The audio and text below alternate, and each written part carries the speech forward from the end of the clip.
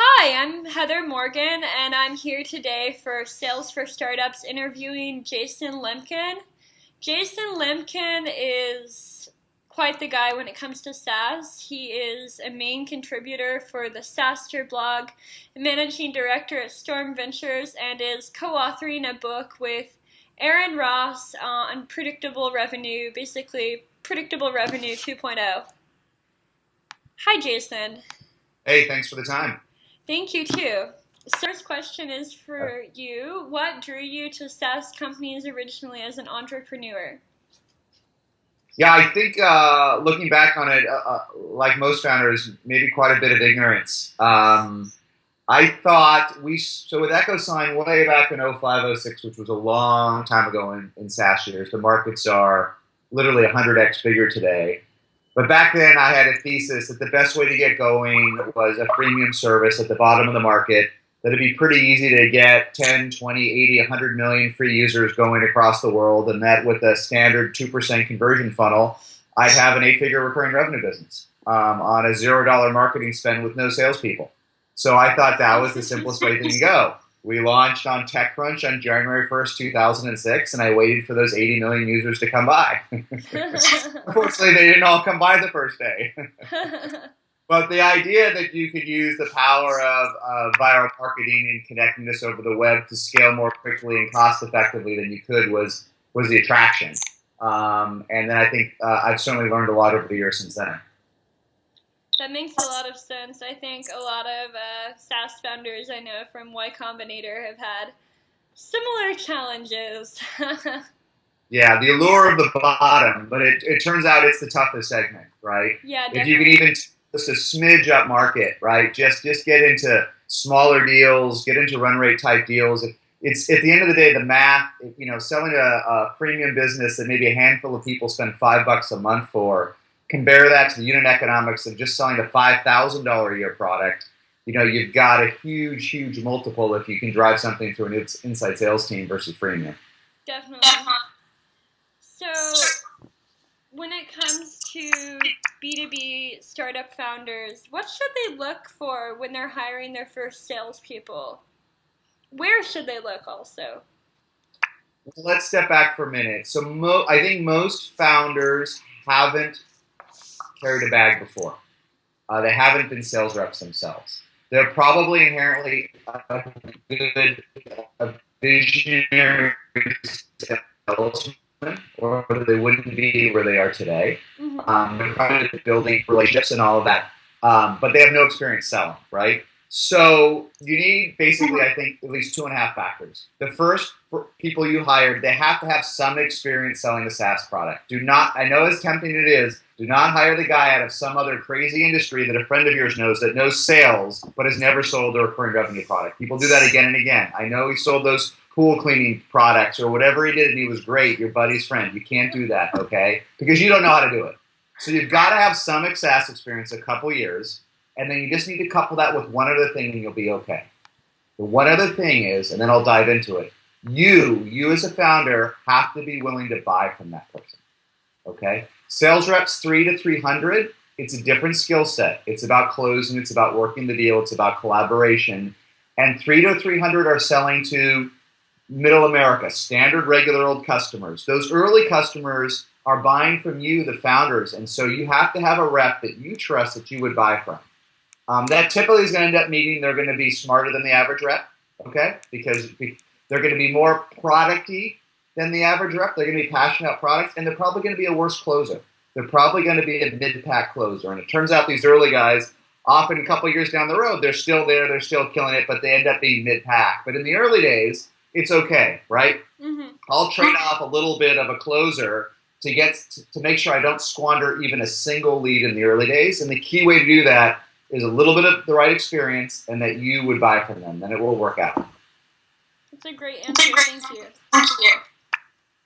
So moving on, with EchoSign, what are some of the biggest sales lessons that you learned with that experience with your former company?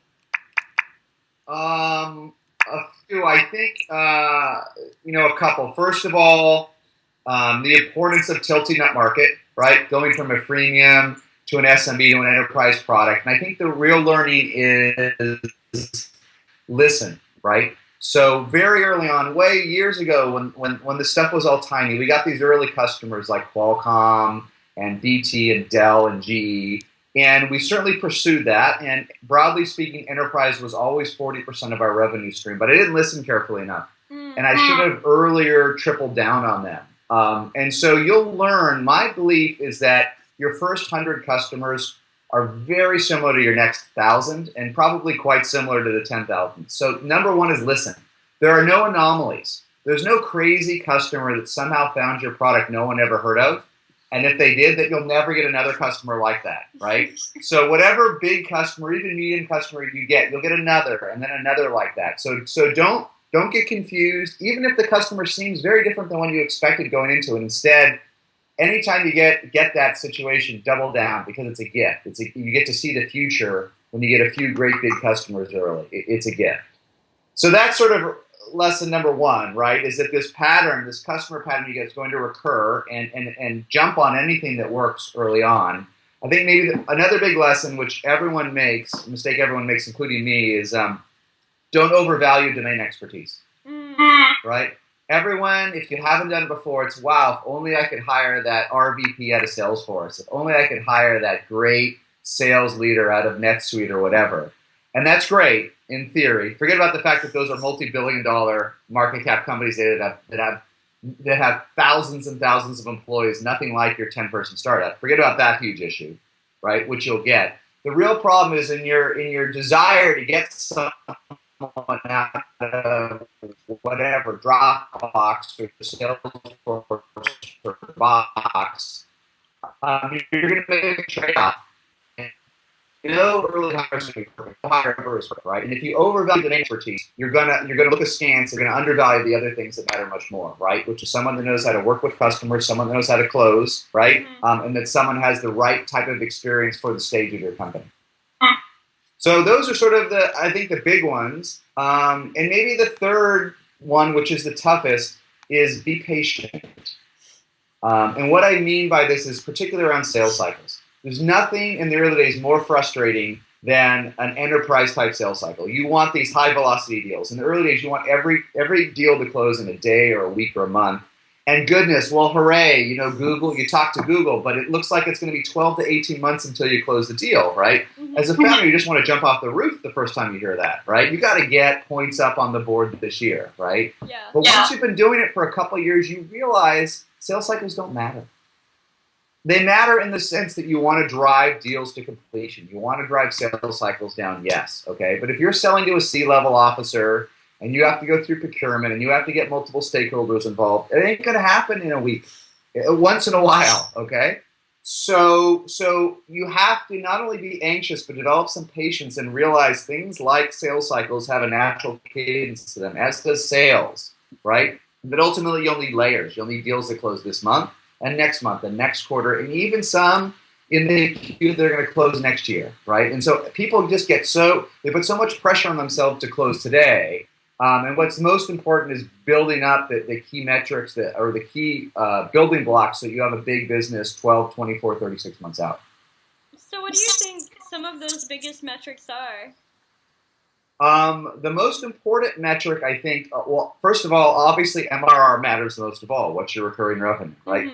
Matters the most of all, right? But the thing about recurring revenue is it's really actually backwards looking, right? It says how you've done. It doesn't say where you're going. Exactly. So you need revenue because this is all about revenue, right? But ultimately, the real metric, at least to me, that matters the most is one that I call lead velocity rate, which is the rate at which your leads are growing, right? And basically, if your qualified leads, these can't be purchase lists or random names, but if true qualified leads are growing faster than revenue, you have a bright future, right? Yeah. And you know that if you bring in better talent, better sales talent, better marketing talent, better closers, better customer success folks, that the revenue is you're going to get even more and more revenue per lead out of this group. So especially when I meet with startups these days that are they've got more than 10 customers, but they're early, as best I can, that's what I really try to get an understanding of. What's the velocity of inbound or even outbound if you're generating them? It doesn't really matter. But if that velocity of qualified leads is going up, you have a bright future. It's a really economist way of looking at it, but I like it. It makes a lot of sense. Yes. I wish I'd known that. Then I would have mellowed out a little bit. That's great. You can see the future. In SaaS, you can see the future. Yeah, definitely. It's a kind of a crystal ball model approach. Yes. So kind of on a similar note to that in the last question I asked you, what are some of the biggest challenges when you're scaling from 1 million to 10 million in revenue? How is that changing the sales process? Well, it turns out the biggest challenge of 1 to 10 is exhaustion. The biggest challenge is that getting to 1 is basically impossible, right? No one in the world needs another web service. No business is waiting up at night, playing on the App Store, desperately hoping to buy some other business app and spend $500 a month on. It doesn't exist. So if you somehow get your business to what I call initial traction, whatever you want to call it, $1 million, $1.5 million in revenue, that's amazing, right? And then you have something real. It's real. The challenge for most businesses is you don't go from 1 million to 10 in a year, okay? Even the very best of breed grow at 5x. And many even great companies will grow in the sort of 2 to 3x growth rate. So it's going to take you a while to get to 10. And what it turns out is when you get to 10 million or so that I call initial scale, believe it or not, it gets a lot easier, right? And the reason it gets easier, and I wish I'd known this as we went to 10 million, the reason is you finally get some fat on the model. There's finally extra people. You get to 2 to 3, 4 million. It seems amazing from when you're at 1, but you lose one great rep, one great engineer. You lose your VP of marketing, and it's like, it's just like you're dead. Yeah. Fat on the model, right? And so it turns out at 10 million, you finally have redundancy, right? As a CEO in particular, you finally don't have to be the chief something as well as your other job. You can actually just be the CEO. And so basically what I've learned is once you get to initial traction, just do whatever humanly possible you can do to get to, say, 10 million without collapsing, because that's when the cavalry comes. That's when it does. It's never easy, right? Yeah. But it's much easier when there's help, right? And everyone I know, it especially seems to happen at 3 to 4 million. The CEOs I meet, they're all dying, even though they're doing 4 times better than they were at 1 million, right? But there's too many inbound requests, too many leads, too many feature gaps, too many security. It's too many everything. And there's just 10, 20, 30, 40 people to deal with it. It's not enough when you have thousands of customers. That is very, very, very true. And so my last question is related to that. With regards to churn, what are some of the best ways for B2B startups to confront churn? I know you have some expertise in this. Well, first of all, I think churn is a topic like conversion that people take the wrong inferences from, the wrong learnings from. My business churns at 3% a month. Yours churns at 1%. I'm better than you. I'm a better business. It's not true. Mm-hmm. First of all, churn is inherent to certain segments. Very individual seat purchases, very small businesses that are on credit cards, they're all going to churn at percent per month, anywhere from 2 to even 8 or 9, depending on the product. They're all going to churn. At the other end of the continuum, if you talk about true enterprise-wide deployments, okay, where you're changing core business processes, all those customers not only have no real churn, they have negative net churn, right? They all upgrade over time. Not every single one, right? But everyone has the same pattern that we saw at EchoSign, which is the largest customers buy about 120% of what they bought last year, even inclusive of churn, right? It's all 110, 120, 130, right? And so, first of all, don't compare yourself to everybody else. I mean, you need to do that, but what you actually need to do is segment it. So segment your customers if you have more than one type into those groups. Real enterprise, right? Sort of transactional and bottom of the market. Measure churn for each of them, and then have your customer success team and you and the whole company drive down that number, whatever it is. Just measure it. And if your churn's 8% a month on your tiny customers and it's negative 20% a year on the top, great. Drive them both up. Drive upsells up for the enterprise and drive churn down 20% this year at the bottom, and that's all the magic it takes, right? The absolute numbers don't matter. That's a really great point. I think a lot of people don't think about it in that way. Yeah, It's kind of like it's just the big scary number, and then people have a lot of benchmarks in their head for what a good number is, but they're not looking at it across all their segments. Yeah, I say in the most cases, once you have something in SaaS, once you have a few hundred customers, throw those benchmarks out the door. Throw them out the top of the convertible, and just measure what you have and drive it down.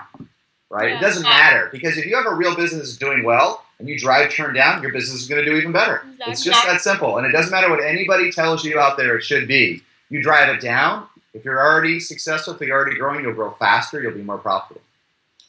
Well, this has been excellent. Thank you so much, Jason. And this has been Jason Lemkin from Saastr, Storm Ventures, and Predictable Revenue Tripling Your Sales with Aaron Ross. Great. Yeah, thanks for the time. This video has been brought to you by Salesfolk and Sales for Startups. Visit us at salesfolk.com and salesforstartups.org. Thank you.